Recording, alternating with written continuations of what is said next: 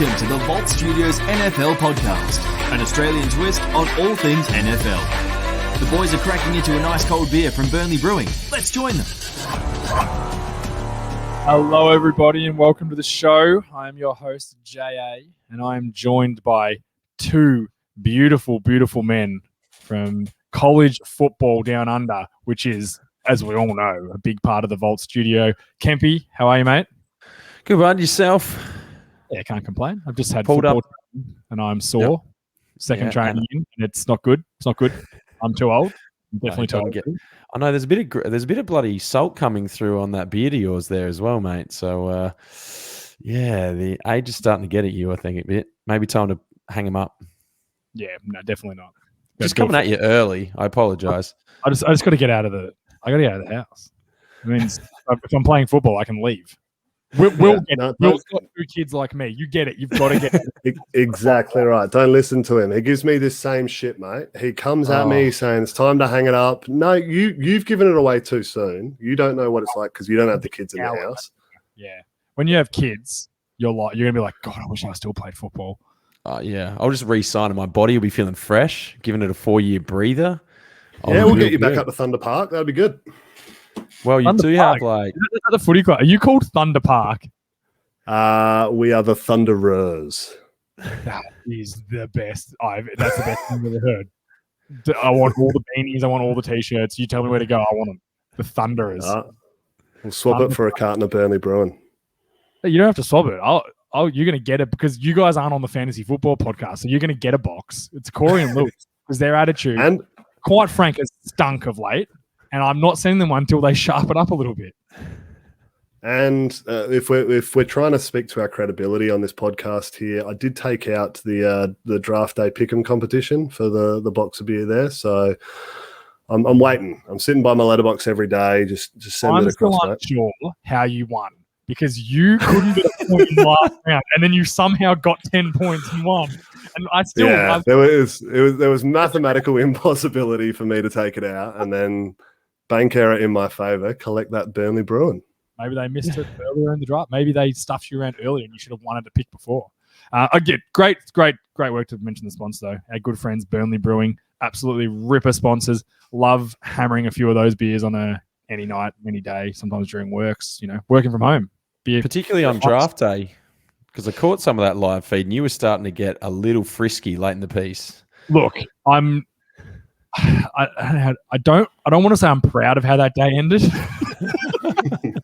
It was tough to go upstairs and start making the lunches for my kids and that. I'm making dinner for my kids and that. I was not in the best frame of mind to be doing it. I blame DJ. It was definitely his fault. But it was a good day, and I guess it's a good segue into what we're here to talk about tonight is the NFL draft. It's just the broad picture. I found this draft so hard to analyze, for lack of a better word, because it was kind of like the top 15 picks were really good. And then I felt like it just became an even playing field from there for the next 50 picks. There was just anyone could go anywhere. It was hard to be like, that's a bad pick. That's a good pick. There were just so many. It really evened out after the first 15, to 20 picks sort of thing. What did you guys think? I tend to agree, but I like that. I like that it's open and that it's kind of open for interpretation. I think any time any of us sit back, the classic one at the moment, and we're probably going to touch on it here, is the Kadarius Toney pick, right? We all think it's trash. We look at some analytics and we go, what a garbage pick. Grabbed him at 20. We don't fucking know. He could turn out to be an all-pro returner, have a 15-year career, and be an elite contributor for that team. No one really knows at this stage. So I thought it was a great draft in that at the start we had some predictability up front. So it all went kind of chalk for the first 4 or so picks. And then after that, it started to open up. And then, as you said, after that 15, it was really, where are they going to go with this? And why? And it's an interesting mindset to think, why have they gone down that path? It's obviously something that they're trying to instill in their team. It's a need. It's an identity, I think, for some of the picks. So I really liked it. We were going to talk Tony, and I've just brought him up to the front. This is what I had for this segment: Giants trading back to reach again, Gettleman showing again complete incompetence. The issue I have, right, I don't mind taking a guy you like, but take him where he fucking belongs. Yeah. At 20 was the value. And this is what, everyone's going to say, oh, but if he ends up being good, then it doesn't matter. And I'm like, no, what would be better is if you took him in the second round where he belonged and then he ended up being good. That's the problem. Like when you trade back like that, and they got a great deal from Chicago to trade back, a great deal. And that was a great move. But then like there was probably 5 receivers I wanted there. So trade back again. Move out again. You know you can. Move back to the start of the second round and take him there. If that's who you're going to... Don't lose 15 picks of value or 20 picks of value just to get the guy you like. And that's what annoys me about the Giants. We had a bit of a laugh about it before. Last year's draft, they take Andrew Thomas. Like, no one wanted Andrew Thomas first. Trade out of the top 10. Don't take him with your third pick. Don't waste it. Trade back to 15 and get him there when no one else wants him. Like, and then if you miss him there, well, you eat it. I just value is so important. The argument can be, oh, if he ends up being good, if Tony ends up being a superstar, yeah, of course, everyone's going to say it was a good pick. But right now, from what we know and the information we have right now, it was not the right value. That's my argument. It's an interesting concept because you hear from GMs all the time and guys in and around the NFL. Like if you have your guy and he's there and you like him, you take him. And it's very much the Oakland Raiders view on things at the moment because, you know, if your guy's there and you're Mike Mayock and you've got this rap sheet and track record of being an excellent draft guru and all that sort of stuff, then you keep taking your guys.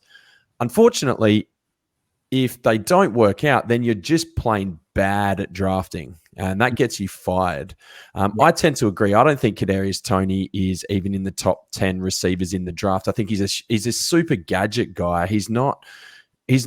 And just because he's small and fast doesn't mean that he's necessarily a great slot receiver. He was used on jet motion. He was used on quick hitting screens.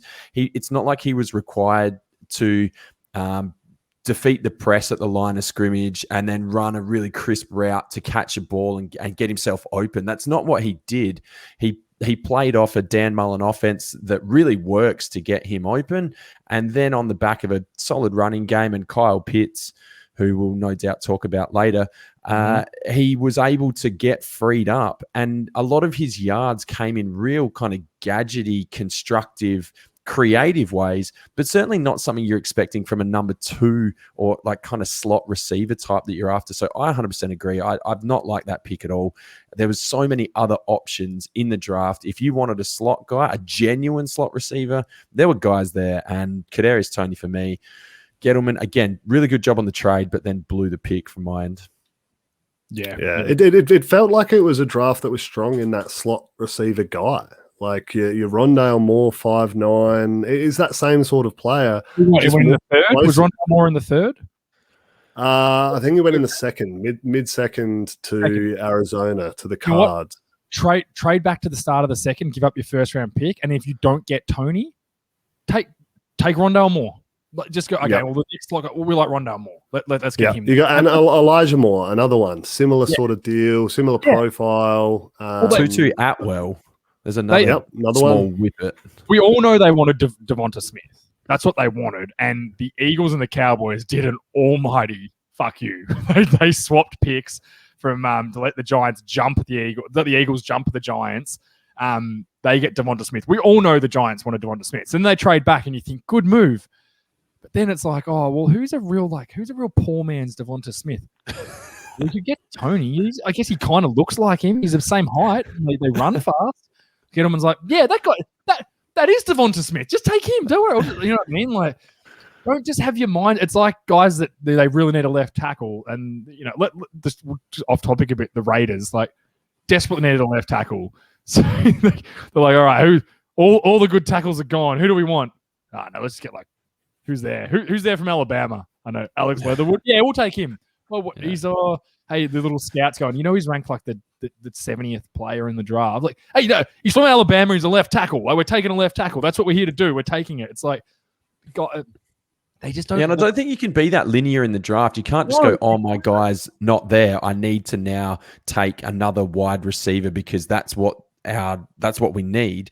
You got to think more laterally than that. I think there's a lot of danger in having those linear drafts where you're like, pick number one's a wide receiver, and we're picking one. I don't care where it comes. I don't care who it is. We're taking a wide receiver. And to me, again, I don't agree with that either. But but they talk about the process that they go through, right? So they have all the scouting department. They lock them away in a room. I heard Urban Meyer talking about like his first experience going through this, and they had a room where they had no windows and they were locked away. And they started at 7 in the morning and finished at 7 at night every day for a good 6-week period. There's no way all you can come up with there is like a linear plan. That surely that is mapping out absolutely every scenario that could potentially happen and playing that out.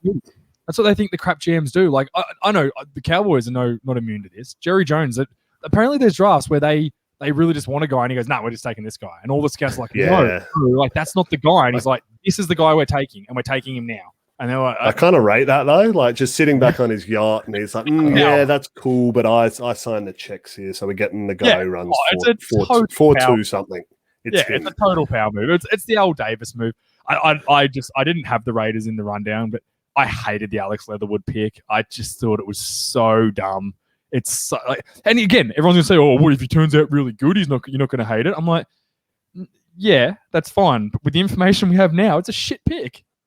He's not rated high. Trade to the back of the second and you get him there. Like everyone's saying, "Oh, no one wanted him." Everyone was laughing at them. So I don't know. They've been getting assassinated in the media as well. Like no one is liking what they've done in the draft, and it's been consistent now. And since Mayock and Gruden have sort of come together, they think they're the smartest people in the room, but it's really not paying dividends for them. And I'm not exactly really sure. Which is a fascinating thing in itself, right? Because Mayock, like all of these draft guys, they've all got their own spin on it, but kind of there's a bit of a consensus to it, right? Like unless there's those that are out there that are really just trying to go for shock value, most of them are fairly similar. And Mike Mayock was one of those guys, and he was always part of that. Like he was in that kind of mold, and now he's been plugged out of the media and into a front office, and he's doing it. You would have thought that it would probably be kind of what he did for the last 20 years, along the same lines as all the other. You know, but it just hasn't been that. It's just been kind of out there. He reached for Ferrell with the D end is. He reached for him. Everyone thought he was like the 20th pick in the draft. He takes him at 3. Like again, trade back. Then he took Henry Ruggs, which it might work out. Like I don't get the hype around Henry Ruggs. He had like 400 yards last year. Like, but even the hype, like at the time, I remember us all going, like, how is he the first wide receiver taken off the board? It was Judy, CD Lamb, and then Ruggs. And Judy had a terrible situation last year. Like Cortland Sutton got hurt. His quarterback was hurt most of the year, and then when he did play locks, not that good. And he still put up. He was just short of 1,000-yard season, Jerry Jeudy last year in that situation. Yeah. CeeDee Lamb obviously went to a very, very good situation, but he was very good in that situation. He certainly looks like he's a player. He led the league, and he led the league for all rookies in slot yardage, all that sort of. So Justin Jefferson looks all right too. Yeah, I reckon if everyone's going back, I think Justin Jefferson doesn't get out of the top 10. Just thinking. I don't think absolutely not. Yeah. It's just it's embarrassing. You just laugh at these teams. You're like, and I'll bring this up all the time now because ever since Robert Mays said it, sometimes you just have to understand guys are just crap at their jobs. Even if they're DMs, they're not good at their jobs. It's as simple as that. Sometimes you talk to him and you're like, and he talks to them and he's like, you're a moron. You don't know what you're doing. This is hilarious. I would love to get paid their money to not be good at my job, though. I could do that. Well, a lot of it's like your family. Like the Cowboys are lucky that Stephen Jones is actually quite good at what he does because he drafts extremely well, and he's obviously all right at it. But there's a chance that Stephen Jones is dreadful at his job. You reckon Jerry's going to fire his son, the heir of his company? No way. That's what happens. That's what Mark Davis. Like, who's going to fire him? Nepotism at its finest. Yeah, it's bad. Let's move on to something a bit more positive. New York Jets. Zach Wilson, I don't know. We'll see how it goes. I think he was probably the second best quarterback for like value wise. But then it wasn't just that. They take the quarterback, they commit to him, second pick, great. They then come back, they trade back to 14, they get Vera Tucker, who's a guard tackle. He played every position on the line in college. Last guy I remember being like that was Zach Martin, and he's worked out pretty well in the NFL. Quentin Nelson played some tackle and some guard in college as well. So it's a good move. They're committing, okay, we're taking this quarterback. Let's get some protection. They took Mekhi Becton last year, who looks like he could be one of the best tackles in the league right now. Then they get the second round, they get Elijah Moore. They get a guy who we really like. I couldn't believe so many teams passed on him. I couldn't believe he got to pick 34. And then they get Michael Carter, the running back at North Carolina. I don't know a lot about him, but your first 4 picks, you take Zach Wilson, then you go, all right, let's get some more protection, some more talent, and a running back to help out. I like what they're trying to do. They're committed to the pick, and they're trying to help it. Yeah, absolutely. I think they've done a really, really good job. I think the interesting situation for Zach Wilson as well heading into New York is of the 5 quarterbacks drafted in the first round, every team has got a somewhat established veteran in the building to support that particular quarterback. Now, is Trevor Lawrence going to supplant Gardner Minshew in Jacksonville pretty quickly? Yeah, absolutely. But if they need to open with Gardner Minshew for a half, a quarter, whatever they're going to do with it, they can actually do that. Zach Wilson is going to get thrown in day one. There's absolutely nobody else in that Jets building. So they've done a really, really good job there, in terms of being able to support him and put some pieces in place. I think it starts with that O-line. We've seen what happened with Joe Burrow last year, blowing out the knee, and Cincinnati couldn't protect him at all. And you give him a chance, at least, the coaching staff there now appears to be miles ahead of where Adam Gase was, and that whole Darnold situation could never really get going. So, yeah, absolutely. I think they're going to give him every opportunity. Again, good offensive line play, some skill positions and some support there is going to be really, really good. And there's no reason that if, you're part of Gang Green, you shouldn't be starting to feel a little bit more excited about the possibility that the offense could actually resemble something of, modern future NFL play rather than being trapped in, 1980s Russia, which is where they've been recently. I would say ease it on getting excited if you're a Jets fan out there. Like you're coming from a long way back. Of all the quarterbacks, you've got hope then. Okay, so you've got hope rather than excitement. There's a flicker. There is a flicker of hope. Absolutely. 2 years ago, though. They of all the situations that a quarterback's walking into, I feel the worst about Zach Wilson's. Just from a supporting cast and everything set up around. Yes, it's great that they've got a new coaching scheme in there, and they're taking things in a new direction. They had to. Adam Gase was just stinking things up for them, wasn't leading them in the direction they needed to go. It's very much a defensive mind, though. It's Robert Saleh, is it? Over from San Francisco, and the concern there is that we've plugged in these 4 pieces and they're trying to make it work, but it's not an offensive guy. So I'm a little bit worried that Zach Wilson is a guy who needs some time to develop. He's not a 4-year polished product who's coming in and is like a sure thing. Like Trevor Lawrence, I could feel would start day one, and I feel pretty good about that. Zach Wilson is not that situation. He could really benefit from, at the very least, having a 6-week stint through the start of the year before the fans get rowdy and pull the existing starter out and he comes in. And he's just not going to get that, as you mentioned. So I like what they did with the draft. Like I think he's a good pick there. Getting some help up front from Vera Tucker out of USC is certainly the right move. I'm not a big Elijah Moore fan. I know a lot of people are quite on him. I just think he's a bit diminutive. He put up some good numbers at Ole Miss, and immediately I think we all kind of think, Ole Miss receivers, you've got AJ Brown, you've got DK Metcalf, he's going to be the next one and he's going to be great. And there does seem to be that recency bias. Same thing with, ship products out of the, wide receiver products out of the Big 12, Marquise Brown, hadn't really got it going. It's the positive and the negative that goes with that. Elijah Moore is a different beast to those guys, and I just think he's not going to come in and be a number one guy there. He's a role player, and he's a nice complementary piece to something that you've got cooking. But if they need him to step up and really be generating a lot of the offense, that's not his role. And looking at the rest of the roster, I don't know where that's coming from. Denzel Mims, is he Crowder. He's really good. Oh, so the rumors are Crowder's gone. Yeah, I hear that too. 11 million they've got to pay him this year, and they can cut him for nothing. But didn't they sign Corey Davis from Tennessee? I know that's not like a number one guy, but it's a talent. Like, he's certainly good. For sure. And I don't think Elijah Moore's been going to be asked to step in and dominate straight away, but I'm a big believer in college productivity.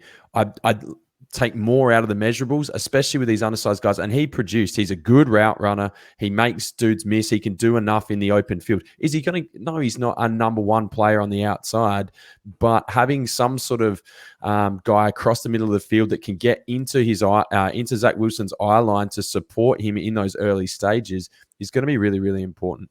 Maybe I'm just still a little bit dirty on the old cock the leg celebration that cost their team the win. Yeah, it cost you money. That's more the problem, I think. You had money on it, I can tell. I can see it inside. Cold, dead eyes.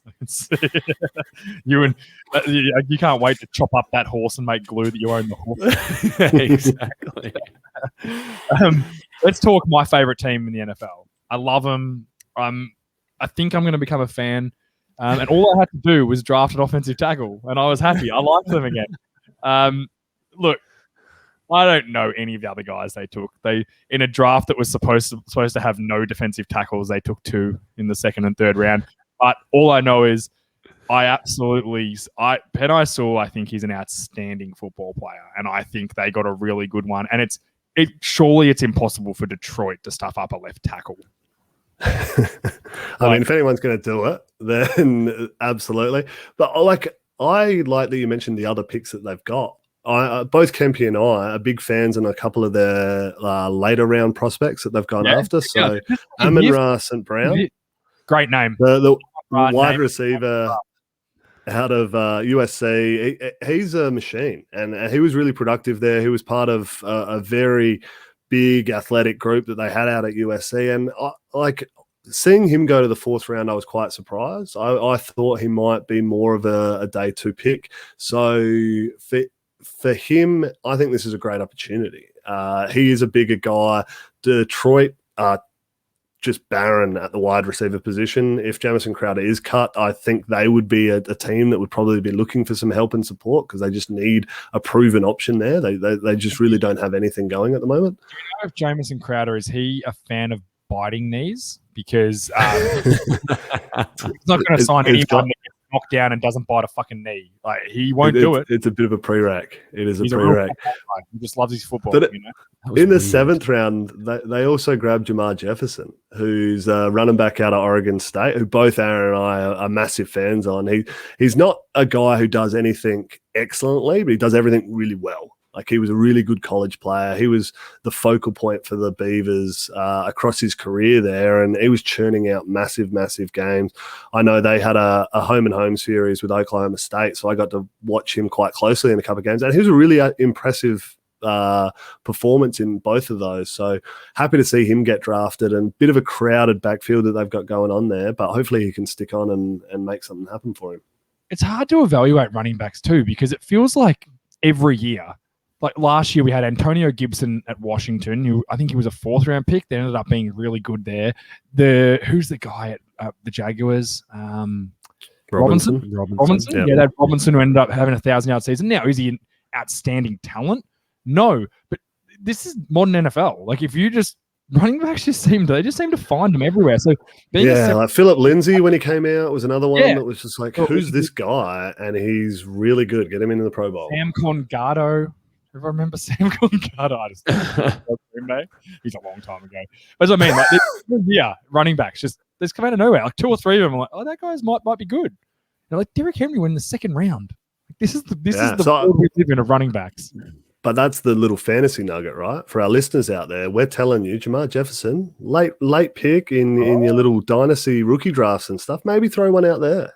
I'm just feeling like after that fantasy nugget, I don't think we need Corey and Lewis anymore. I like it. I don't know. I've got definitely Corey. I don't know. He's a bit tweaky at the moment. With his Corey on the road. Yeah, I'm going to sort him out. Let's move on. Time difference. The Jaguars, obviously they took Lawrence.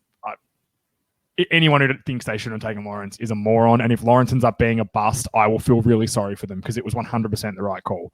But does Urban Meyer still think he's in college? He then goes and gets Etienne. Is it Etienne? Yeah. Travis Etienne, right. Yep. The Clemson running back to pair with Lawrence. He reached for him just tremendously. I feel like it was a bad move. I feel like they did so well with Lawrence, and then it was like, what are you doing? Like, there are so many guys to take. You have so many holes to fill, and you go running back, you have 1,000-yard rusher on your team, and then Urban Meyer comes out and says, yeah, he's going to be a third down back for us. What are you doing, Urban? Come on. That was a strange kind of setup, actually. I didn't really fully understand that. But, I mean, for me, there's no way Trevor Lawrence isn't going to be a stud in the league. The same thing. He comes in with the same sort of style and play and raps as Andrew Luck. And I think everyone knew from day one that he was going to be a guy. And this is a 6'6" dude that can move, sees the game well. He's got an elite arm talent, and he's going to go on and I believe turn that program and turn that franchise around next year. Like you said, you mentioned Travis Etienne. I'm not a big Etienne fan. Will get in his shorts with him and defend him in a second. But I actually think they did an okay. Tyson Campbell out of Georgia is a decent cornerback, and he should. The danger with cornerbacks coming into the NFL is very rarely do they shine straight away. They're usually a couple of years down the line before you see how good or not good they possibly are. I think corner. So many. Yeah, they're absolutely. It's a bust rate. It's through the roof, the bust rate on them. Yeah, which is dangerous, but there was a lot taken, so some of them's got to be good. Maybe it is Tyson Campbell. The other interesting one is Walker Little, the offensive tackle out of Stanford. Now, this time last year, he was talked about as the number probably 2 offensive lineman behind Penei Sewell. Yeah. But he had a couple of injuries, and then he opted out last year out of the college season, and the Pac-12 was down anyway. But he fell all the way to the 3rd round. So what they're going to get from him is kind of unclear, because if it's the injury,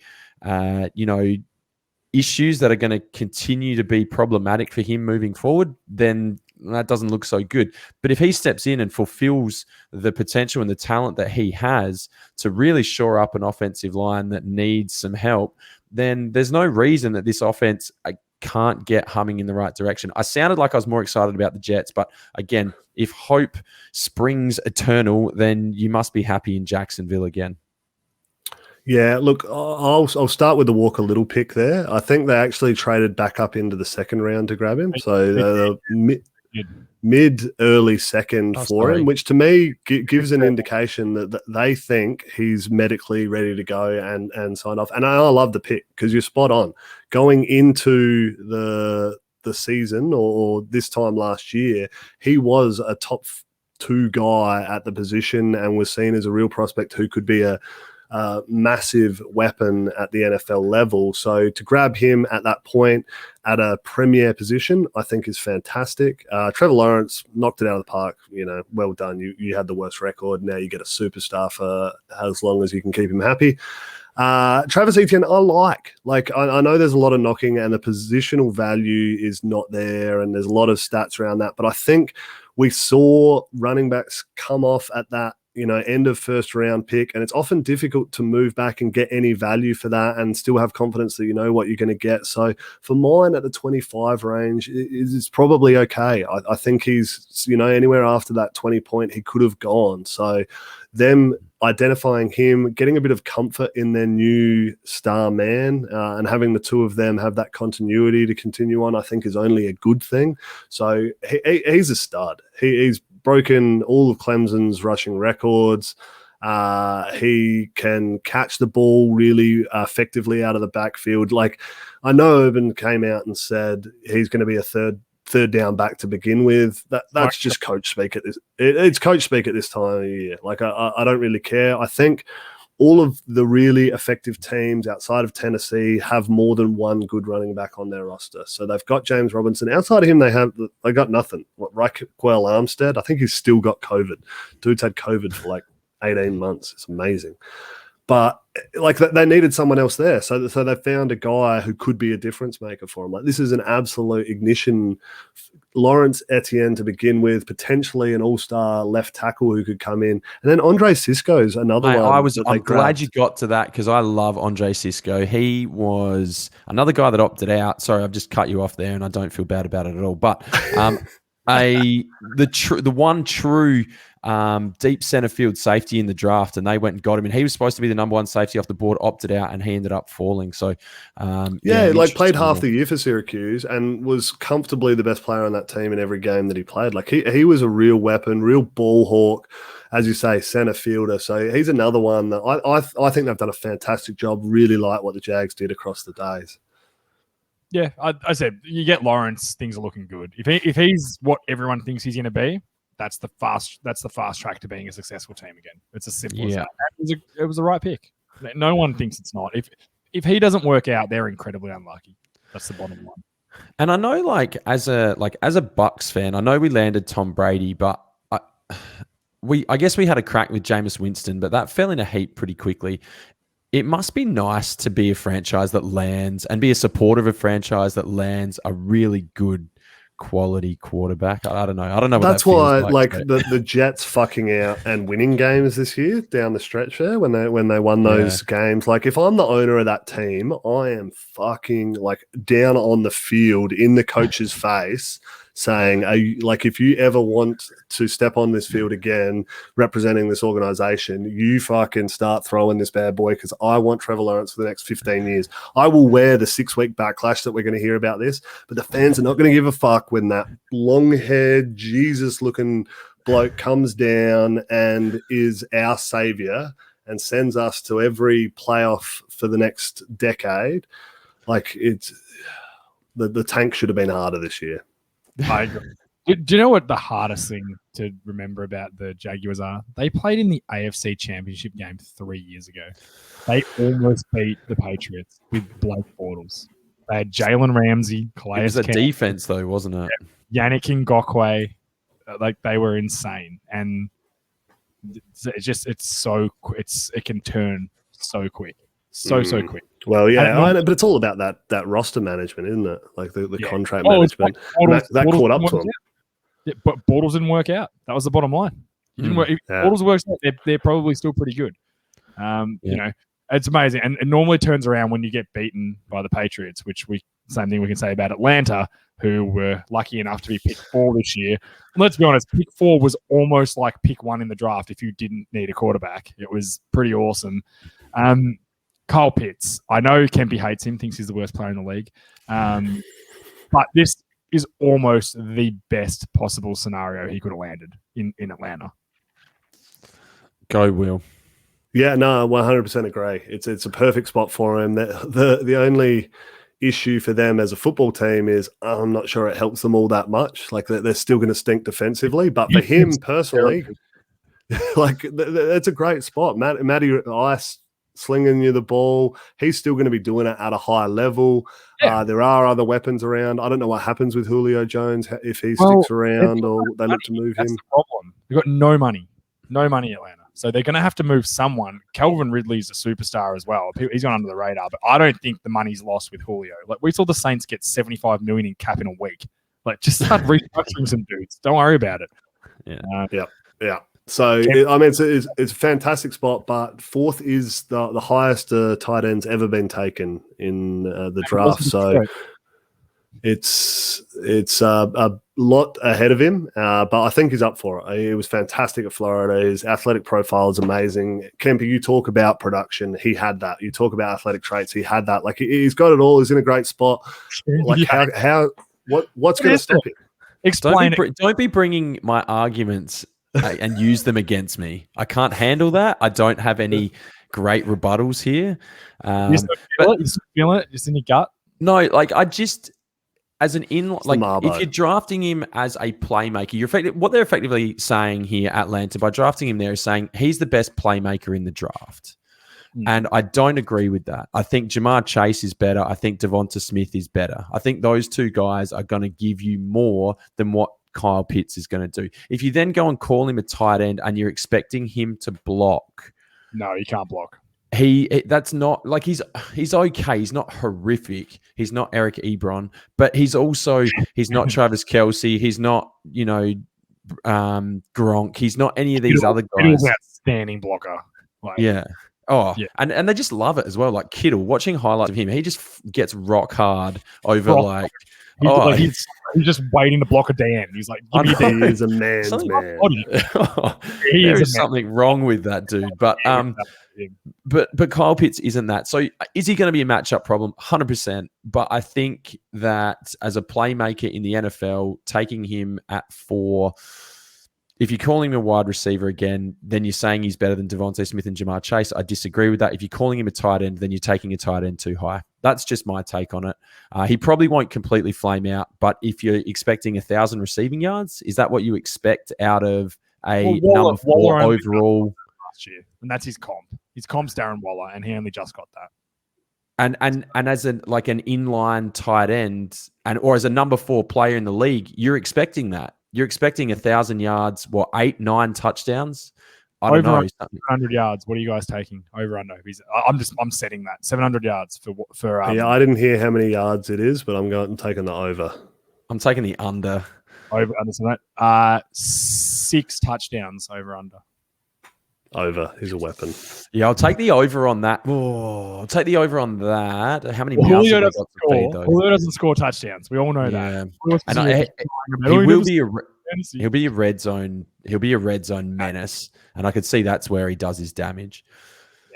Yeah. Very. He'd be very Jason Witten like, I think. That was a joke for everyone out there. Let's talk Browns. So the Browns are no longer the little brother that everyone bullies and picks on and tells them they're crap, because they had a great season last year.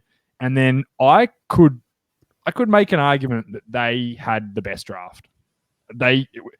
Getting Owusu in the second round, I think everyone who watched the live show, I was literally from pick 15 going, surely someone's going to take Owusu here, or Jock, as DJ was calling him.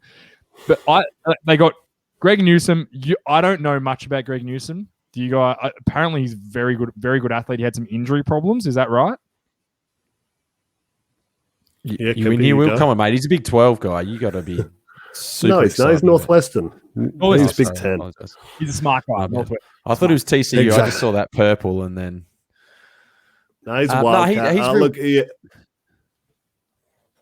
He's good. I mean, he's good cover corner, and there was talk about him going, behind Surtain as being kind of the next guy off the board, in some circles. So he has been a really, really productive player, and Northwestern had a killer defense last year, and he was a large part of that. And he's going to lock somebody down. I think that's fantastic, and that fills one of the holes that Cleveland have. And then you go into the next round. And, they take Jeremiah Owusu-Koramoah. I think he's more flash than production. He was going to say it's boom or bust. He's a very boom or bust. Very athletic, long, kind of rush linebackery defensive end type. And he was sound at Notre Dame, but he's not my type of player because he's more the measurables rather than the production. So I lean out of that. But then you go and take like a swing tackle in the, third round. They got James Hudson. They took fourth. For Ben Cleveland from Georgia. And when you're doing that, when you're taking depth guys in the third round, your roster is in really, really good shape. So, Cleveland, outside of the Chiefs, obviously, but they have to be one of the favorites in the AFC, surely. They also signed Jadeveon Clowney to go opposite Myles Garrett. Who can't get more than 10 sacks in a season. Hey, don't throw the production card out at me with Clowney. I am all about Jadeveon Clowney. Do you know how he changes a game up front from what he can do? Like run stopping, what he can do. I'm a big fan of Jadeveon Clowney. Now, is his production been outstanding? No, it was particularly bad last year in Tennessee. But just talking about Owusu-Koramoah, what everyone likes about him is he's basically an outside linebacker that can cover in the slot. The versatility's there. The problem is with this, is he going to be Jabril Peppers, or is he going to be who was the safety the Panthers took last year? Chung. Is it not Chung? Chin. Jeremy Chin. Jeremy Give me Chin. that sort of guy because he's a similar. He's a bit smaller, but this guy he can pass rush, he can cover wide receivers, he can cover running backs, he can play inside, he can play outside. It's all going to be as how the Browns can use him. I think he play inside? What is he? 210 pounds or something? At college he could. I don't know if he can in the NFL. There's some big boys coming. I think that's the thing. That's why you see him drop, right? Because he did play all of these roles and he could do it at college. He's not going to be able to do that at the pros. Yes, he might be able to do some of those roles, but it's not going to be as effective. So that's why he slides, and that's why there's the risk. I think the Cleveland Browns drafting, I think the last 5 years, I don't know what it is. I really like their drafts, but it scares the shit out of me because I like it for the fact that I like all of their picks being a casual analyst, like a casual punter who doesn't grind the film, follows the big names, knows the big players from the big colleges. And I feel like they're fucking lazy. Like they're sitting back. I don't know what their scouting department's doing, but every year they've got all these big names that kind of pop up, and it's kind of like they've rolled in the day of the draft and been like, yeah, I love college football. Loved it. Watched it all year with the boys. It was fantastic. And this Richard LeCounte second. That's yeah, exactly right. Like Richard LeCounte out of Georgia. He's a fantastic name. He's great. I've heard everyone talks him up. Let's pick him up. Nothing to do. It just feels like they don't do that analysis piece. Obviously they are, and I'm not suggesting they are, but they do certainly have a tendency to take the bigger names. Like Jeremiah Owusu-Koramoah was a bigger name going into it. So the fact that he landed at the Browns did not surprise me in the slightest. It's always, if there's a name that's sliding, they rarely get past Cleveland because they're massive college football fans and they go, hey, that guy's got college production and he was cool. He won some awards. Let's get him in. They're making YouTube videos about him. He's great. Yeah. So we rag on Oakland for going off script, and then we rag on Cleveland for taking the highly rated guys. I like it. Just bitch slapping people at both ends. That's good. I think they had the best draft out of anyone. I think it's a terrific draft. I really like what the Browns are doing. I never thought I'd like Baker Mayfield, but I like Baker Mayfield. There's something about him. I don't know. You all hate him because you hate him from the college background. I don't know what he was like. I don't watch enough college to hate him. I know why everyone hates him, like the flag planting and all that. But now there's a Cleveland, he goes to just this shit club. He had some moments last year that I was watching going, man, this guy's got some balls. He's having a red hot. He's some guys. He's got a fight about him, which is great. But I think as an Australian, we watch so much on ESPN, right? And you get those ads, the progressive ads that you see with Baker Mayfield, and you see that so frequently that you kind of at first you're like, that's funny, the Keys ad. After you've seen it 400 times on the second weekend of the season, you're just like, fuck this guy. If I see this ad again and this can't, I tell you what. I like it when he's keep dropping C-bombs on other people's podcasts. That's good. Yeah, we might have to. No, we're not. We're not immune to a C-bomb. It's happened. It's been there. Did you just drop it? I didn't even notice it. Normally I go excited. Hey, everyone out there, let's see if you can hear the C-bomb. You let me know. I was just going to say, the ad where he goes and gets the drink for the girlfriend and comes back and she's like, can I have some ice in it? Oh, that rings home. That rings home. Girls in the house. I can promise you that happens every night. And then I don't have to walk a kilometer to the drink machine. I feel for him every time. Because you know what? He gets up and he goes, just like I do. I'm like, okay. You're there, Dad? I think he's a great actor.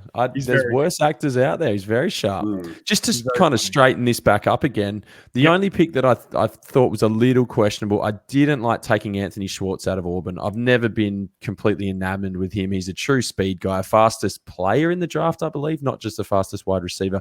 Another burner. I don't know what that looks like opposite OBJ. Does OBJ play next year, do you think? Yeah, he'll stick around, I'd say. They kind of need him too. One more swing at it. They were much better when he got hurt. Their offense was I like OBJ. I think he's outstanding, but ever since he left the Giants, he's just not the same guy. Ever since the boat party and the net All fight. those boys. Yeah. They've always. I know it's this running joke, but he actually hasn't been nearly as good since then. If you took the first 2 years of his career away, you wouldn't know who he was. So, and that one-handed catch, everyone just remembers that. Yeah. And I'm like, like he didn't help the Giants win. The Browns didn't win until he was hurt. I don't know. There's something to. I think they take another shot because you're paying him anyway. What's there to lose? But maybe this guy. This Schwartz, if he's that fast, he's going to get a lot of single coverage if he's on the field because Jarvis Landry's going to draw some guys and OBJ's going to draw some guys. I think it could end up being a good production spot for him. Yeah, another luxury pick, and if he turns out, then that offense is even more threatening. Yeah, 100%. Let's talk Green Bay. They're in absolute shambles. This story has gone. It's insane to me. Aaron Rodgers comes out day of the draft. I saw this great meme of it was a closed door. It was the Green Bay Packers quietly preparing for a draft, and then Big Bird kicks the door down, and it's Aaron Rodgers requesting a trade, and it's made me laugh for days. But that was planned. Anyone who thinks, oh no, it was planned. Aaron Rodgers is not a dumb person. He knew what he was doing. He waited. He put pressure on them. There were rumors that the Broncos were trying to get a deal done, but the Packers wouldn't do it. There are rumors that was the reason the Broncos took Patrick Surtain because they know Green Bay are in love with every single corner in the world and they want to draft them all. So they're going to use that to try and trade.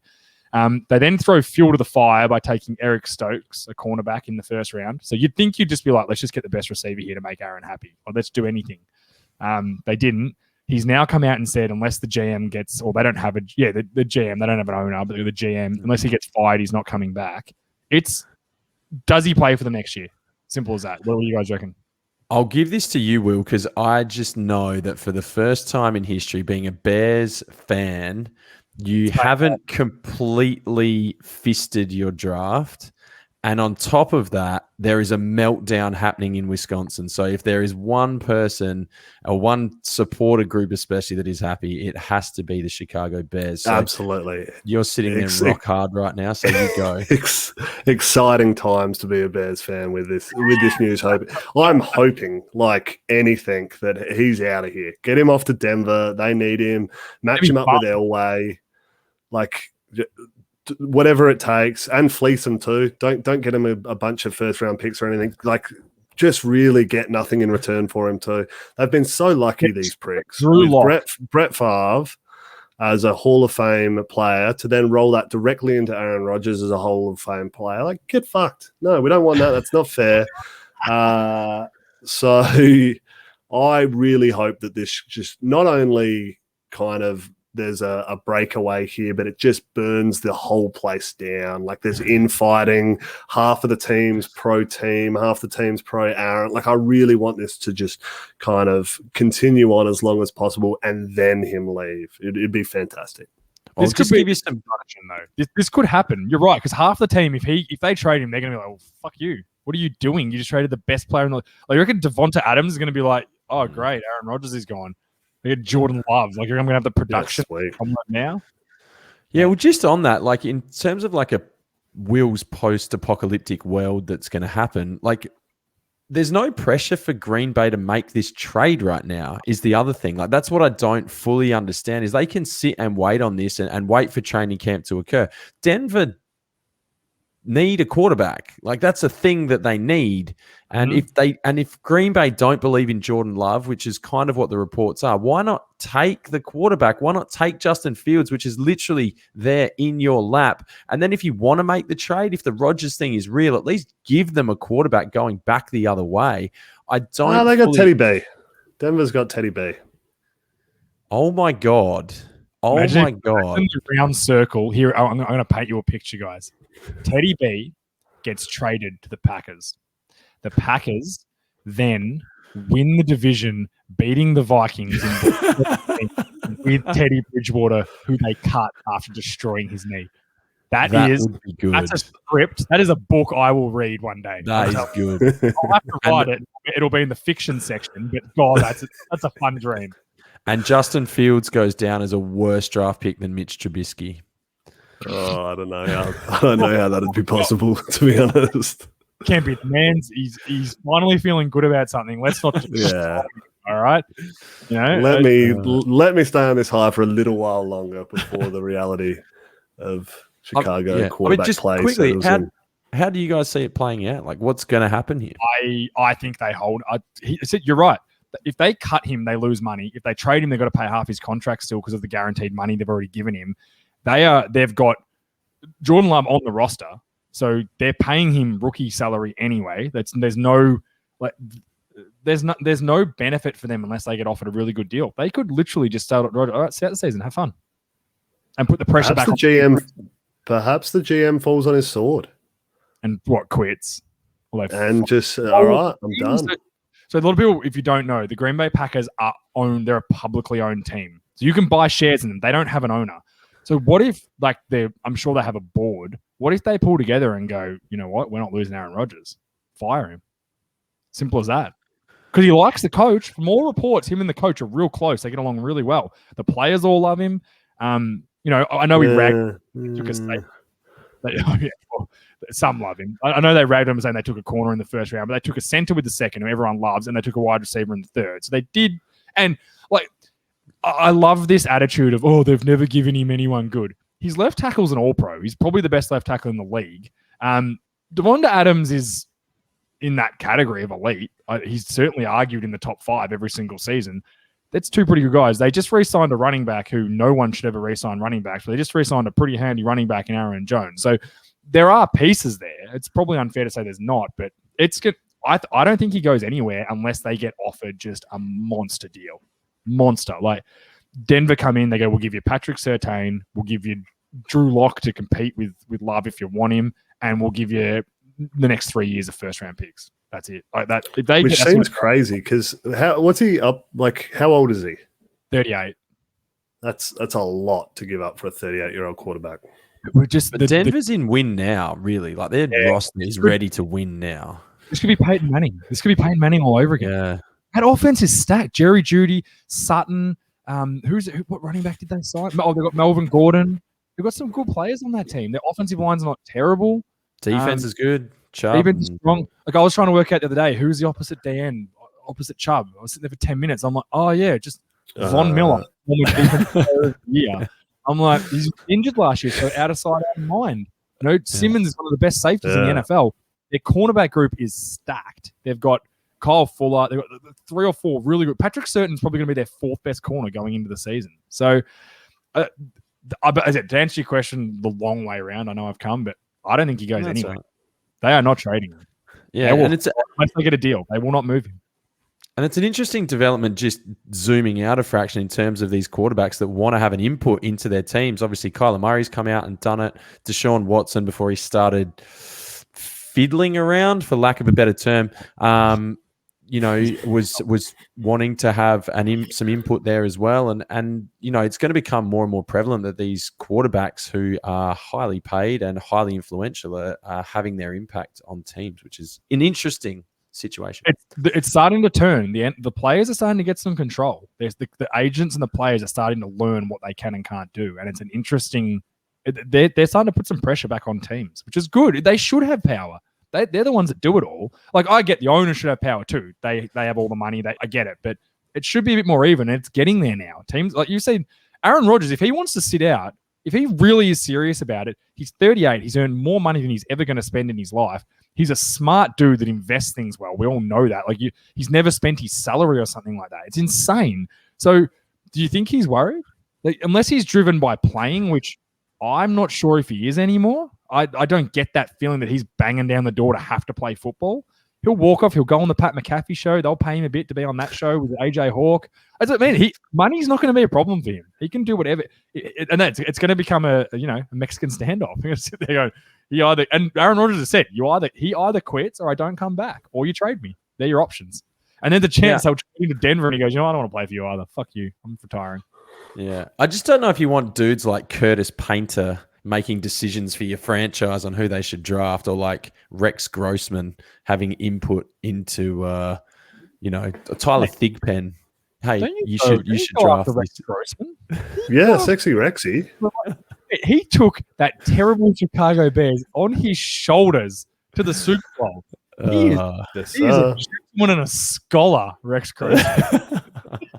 Thank you, Jay. Who won it that year? The Colts. The Colts beat you guys, didn't they? Yeah, That was a great team. That was a great Chicago. I've got a Lance Briggs signed jersey up on my wall. Lance Briggs, wow. I love Lance Briggs. Brian Urlacher. Who was the Dan? Not Osi Umanuri, had the similar name. I love it. So good. That was so good. They had some great players. I enjoyed them. Yeah, I enjoyed them. And Rex Grossman. Devin Hester returning. Pat Tillman. Patty T. Peanut. Peanut. Watching him Peanut punch. Pull out. Oh, it was. Yeah, that was a Brian Urlacher, one of my. Yeah. I'm doing. He's why I'm a Bears fan. Like when I was first getting into the game was when Brian Urlacher was. It was him and Ray Lewis. They were the two big names. Dude. Just a lot of physical similarities between you and Brian Urlacher as well. A lot. Especially now he's got hair. You put the two of us together. Isn't that the most bizarre thing? I thought he was like bald, but apparently he just shaved his head every day. He just kept. That is weird. I think he went bald, but he then got the full Ashley Martin when the plugs. And now it's fucking. You got old grandfather come and knit him a bit of hair. You reckon? I don't know. I don't reckon you. I reckon you're a bit quicker than him, Will. I reckon over 10 yards you probably get him. Absolutely not. Nothing. Great response. Actually, no. I'll be quicker at him than one thing. I reckon. If I had to block Brian Urlacher, I think what I'd do is I'd run full speed at him and I'd try and get him like thinking, oh, look at this more, and I'm going to drill him. And then I would dive at his legs with everything I had. I hope he just fell over. That's my only chance. Hope he didn't expect it and was like, what the hell? And then hope his thighs don't break my like back as I hit him. He is one of the all-time greats. The great thing about him and Ray Lewis is that just to compare them, because they get compared a lot, is he wasn't a murderer. That's what I like about him. He did kill people in alleyways and hide clothes. It is a big plus. Yeah, never convicted. Never convicted. Sorry, alleged murderer. All about the you. Let's move on to the text. Speak of people that are murdering football teams. Let's move on to the text. Good. Tell me, guys, because I said not a huge college guy. This is why I've got you here. Davis Mills. Give me a rundown on him. What do you reckon? The next big thing? I hate it. Davis Mills was my most overrated pick overrated player going into this draft. Like he was collecting all of this hype. And where did they end up taking him? It was the third round. 7. Yuck. It's a waste of a pick. Yes, they need something there because they don't know what's going on with the Watson stuff, but Davis Mills is not the answer. I gave you one fantasy nugget before around Jamar. If I'm giving you another one, if you play in a super flex league and you're getting smart and you think I'm going to pick Davis Mills because that'll be a good pick because he's going to be the guy in Houston, don't. Pick fucking Quintez Cephas instead. Like he's not a guy. He's not going to be an NFL guy. His time at Stanford was underwhelming. They've been really disappointing the last few years. They're a team that predominantly runs like pro style, run heavy offense, and it's normally a friendly offense for a lot of quarterbacks to be able to convert through historically into the NFL. But now the game's changing. There are a lot more college-like concepts in the NFL game, so you don't have that previous pipeline that you maybe had to make things a little bit easier for those types of quarterbacks. I just think he didn't do a very good job there. Yes, he's a big guy and he has a big arm, but there is no production. There's no athleticism. I don't like it. Harsh on the no athleticism. He's not. Do you want me to give you some good nuggets from NFL.com draft review? So his NFL comparison, if you weren't even more worried about it, is Jared Stidham. Just fucking who I really liked coming out. This is his strengths. Highly regarded recruit who might be coming into his own. Good stuff. Has experience working under center. Yep. Okay. All right. Perhaps lower half into release, adding drive velocity. That's his third one. And all comes out with zip and a tight spiral. They're his first 4 strengths. Like you look at Lawrence, it's like generational talent, can make every throw, a real football guy. This guy is highly regarded recruit. Compares very similar to Jared Stidham, the highly successful 7th-string quarterback for the quarterbackless Patriots last year. Yeah. Like, it's not good. And not only that, like this situation and, you know, the lack of draft capital that they've got thanks to Bill O'Brien is going to put this team in even deeper into the quagmire over the next few seasons as well, with a talentless roster. And on top of that, and zero draft capital, this is going to be a long, lean little run here unless Deshaun Watson can somehow, He's in again, real trouble. ooh, Real trouble. If what these women are saying is true, if they have these messages and have these pictures and have this stuff, he's not playing this season. And I don't think he'll play next season. This is bad. Like, it's bad.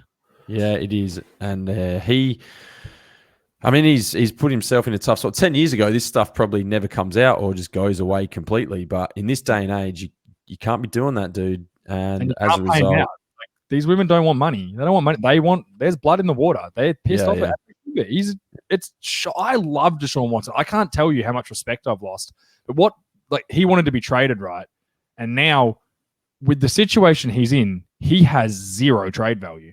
No one will want him because no one will want him until it's either clear. The only thing that saves the Texans with Deshaun Watson is either he gets suspended, say it's not as bad, and he gets 8 games, and then he's like, all right, I stuffed up. I got to save. No one wants me. I'll play for the Texans, and he just keeps playing for him. Or they start this court case, and they go, we don't have any of the pictures or messages we said we had. And they just go, oh, well, the case is scrapped. And then teams go, all right, cool, he's out of trouble. Now, that doesn't mean what he did was not true, but if they don't have proof and they scrap it, and it's like, okay, cool, the PR nightmare's gone, then teams might trade for him. They can try and get some capital back. But they've got no first-round picks next year. If you're a Texans fan, I'm really sorry, but Bill O'Brien fucked you, and you were going to pay for this for a long time. It's not going to get better anytime soon. It's bad. It is not good. It is not good. You are spot on. And I dodged a bullet there because before this was all breaking, they were one of the players in the market to go after him. We're talking like 3 first-round picks and Khalil Mack to get Deshaun Watson. And that was like an actual thing that was kind of gaining some momentum. Imagine that. Imagine if you got old Dick Pick Watson and he rolls into your club. Okay, trying old Khalil Mack out. You got no first-round pick, and he walks in and he goes, all right, I got to tell you guys something. Like, what? 37 women accusing me of sexual assault. Yeah. It's no biggie, but we might. My lawyers are denying it. We're going to play their bluff. Deshaun, did you send messages and pictures? Yes, but they don't have them. I'm certain they don't have them. They must have deleted. The cloud didn't work. It's deleted them. I'm sure it's going to be fine. Like, I'm sorry. If it's all fake and he's done nothing wrong, I will fall on my sword. But it's not very often. Like, 2 women can't be in a room together and get along. How are 33 of them all got the same story? If they have managed to do this, they are really, really bad human beings. But it's hard to defend this guy right now. I got in big trouble a few years ago because when Reuben Foster got accused, I went hard. I was like, you're a piece of shit. You're an asshole. What? You should never play again. 2 days later, it came out she was a complete liar and he'd done nothing wrong. And I'm like, all right, Reuben, my guy, sorry, man. You got me there. At least to go after someone you know has done something wrong. Like Joe Mixon. He definitely punched that chick. That definitely happened. Yeah, but it doesn't matter because if you're good at football, like Tyreek Hill beats the crap out of his pregnant wife. It's all good. You're back. Hey, don't worry. You're a good receiver. Play. Doesn't matter. And you know what? It won't matter to Deshaun Watson. If he is accused, he'll probably miss a season and he'll play. Yeah. He'll be back. Yeah, and what is he, 26 or something? Like, I think he's under 25 still. I believe he's still under 25. So he'll get, and you know what? It's not like he deserves to never get an opportunity to have a life again if he's done this stuff. If he learns from it and does the right thing, but the Texans are they're in a hole. This is one of the worst situations I've ever seen a team in. They've got no capital and no talent. It's not good. And they got Laramie Tunsil, old bong face, who's a good tackle, but it's not good. You're on a heater here, JA. I'm impressed. You're going well, mate. I love bong mask Tunsil. That was one of the dirtiest moves anyone's ever pulled on a guy. It's like, hey, I've been saving this picture for 6 years to bring it out on draft day. So you fall past Ronnie Stanley to 11 to the Dolphins. Oh yeah, you really killed his career, mate. Good on you. Good thing is these days no one would care. They'd be like, he's wearing a bong mask. No, he lives in Colorado. He's allowed to do it.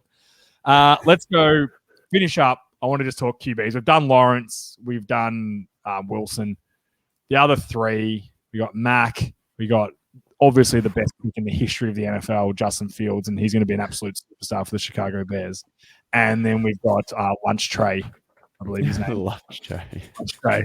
What do we like? What don't we like? Obviously, we'll start us on Justin Fields. How you feeling? You're a bit jittery. I'm absolutely excited. It's nice to have that optimism coming in. And Justin Fields was a guy that coming into this year was the number 2 guy. And as late as the college football semi-final where his team beat Trevor Lawrence up and down the field, some pundits were saying, is he a better prospect than Lawrence? No, I don't believe that, but it was a conversation that was being held. So what changed for you guys? Because I thought Fields was. I'm surprised that he didn't go over Wilson or Lunch Tray. Media. It just draft silly season happened, and everyone loved the BYU Cinderella story. Can they make the playoff?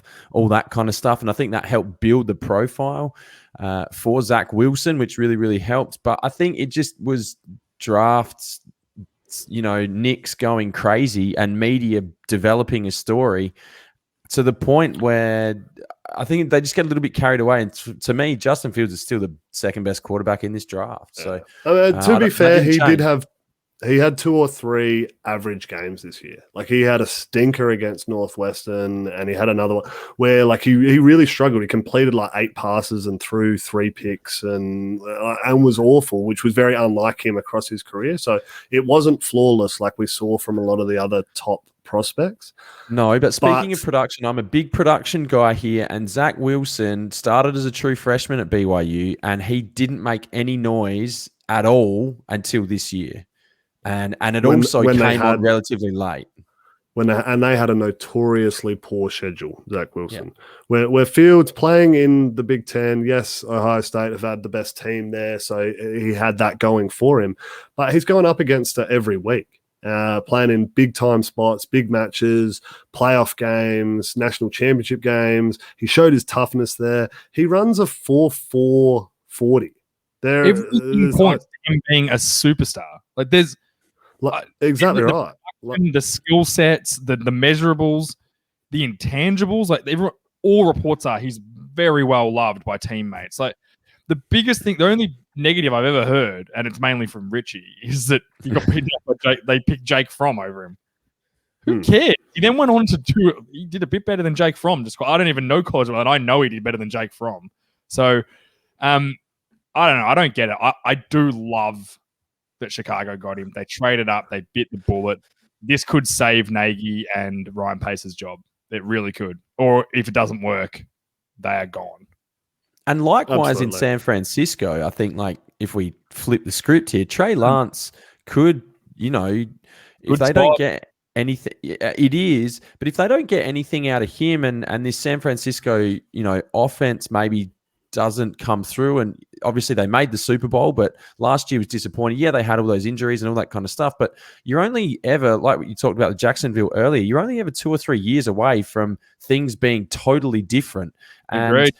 If the Trey Lance pick is wrong, especially with the amount of draft capital that they gave up to move around and jump up that high, I don't know. That could get ugly as well. Now, I think Trey Lance is going to be okay, but as I've said previously, not all of these quarterbacks are going to be superstars. In fact, not all of them are even going to hit good.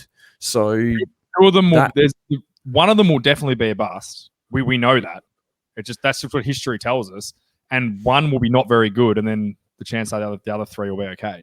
That's kind of how it works out. There'll be one absolute superstar, one will be a bust. We know that. I think Lawrence will be the superstar.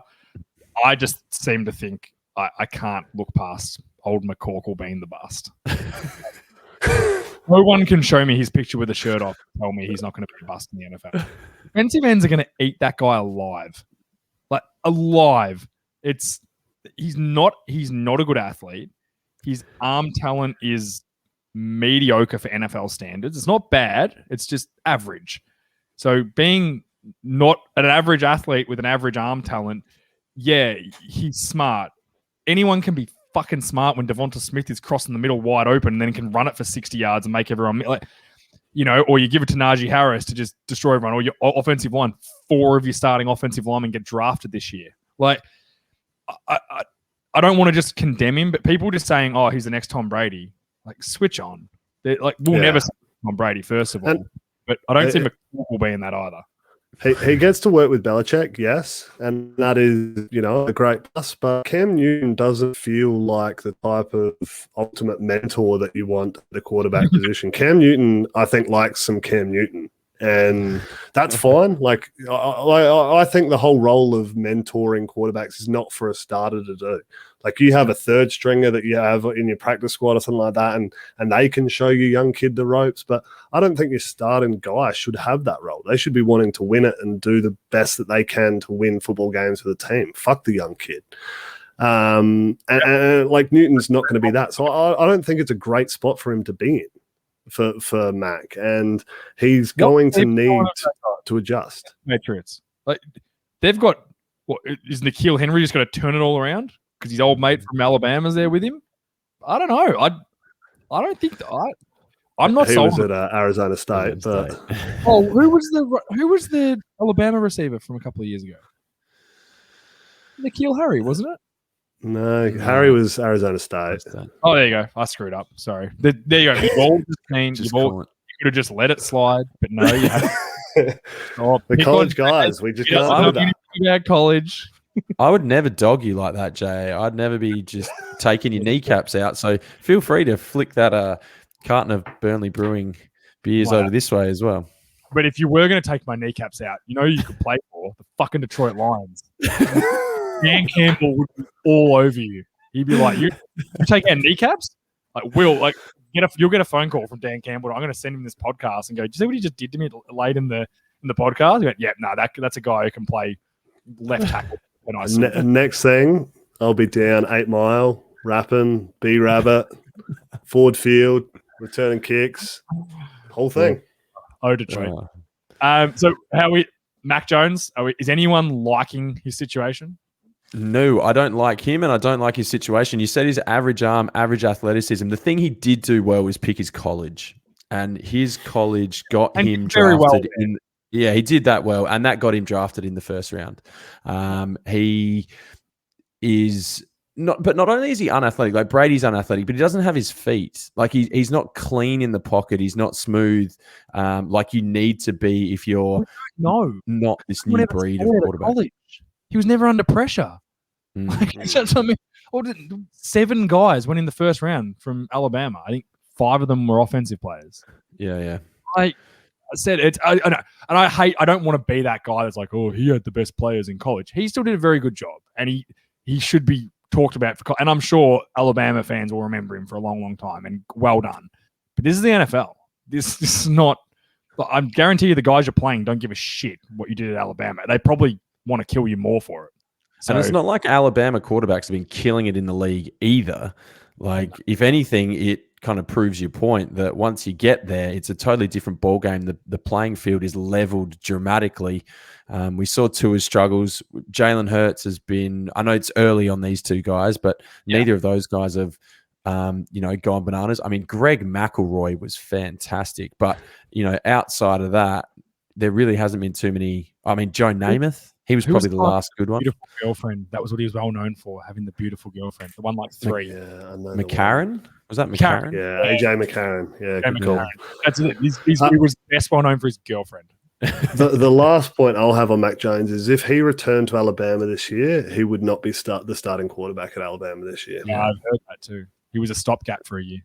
Yeah. Last thing before we finish up, Trey Lance, not Lunch Trey. Trey Lance. I think of all the 5 quarterbacks in the first round, best situation. Best coaching. I don't know if the talent's great, like the receiver talent, but Shanahan can make guys do anything, and his O-line's terrific there too. Yeah. Deebo Samuel, Ayuk, and Kittle is a handy Not a bad handy group. little trio you've got there, and they like to run the ball. Like I think situation-wise, yes, absolutely. I don't think he's Question- the best player. I would have taken Fields if I was them, but I think he's got Yeah. a situation. I probably think the doesn't question mark start, there is though. massive. Like he's not Well- starting there.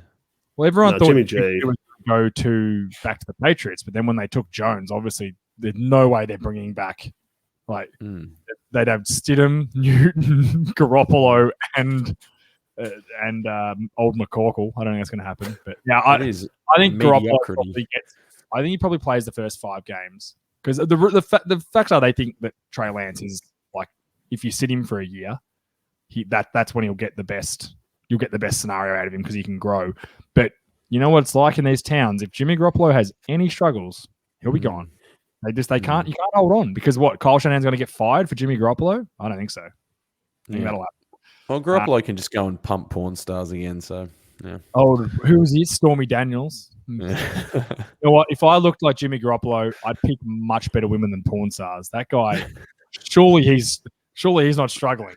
Like, come on. I think he's doing that as well. I think it's just that was just wide breadth extreme. here. Yeah. Oh, I'm forgetting that I live in this world where the thought of having 2 women or more than one woman that just doesn't happen to guys. Like guys just don't get more than one girl. You know what I mean? Like, I guess the offensive lineman never got the chicks. You know what I mean? Look, boys, thank you very much for being here. Thank you to our sponsors, Burnley Brewing. Love your work. Next time you're on the show, you'll hopefully have a box in front of you. I can't promise that, but what I can tell you is you'll get one before fucking Lewis and Corey. That's all that matters. That's all that matters. Boys, thank you. Appreciate you guys, and we'll catch up with you all soon. Been awesome.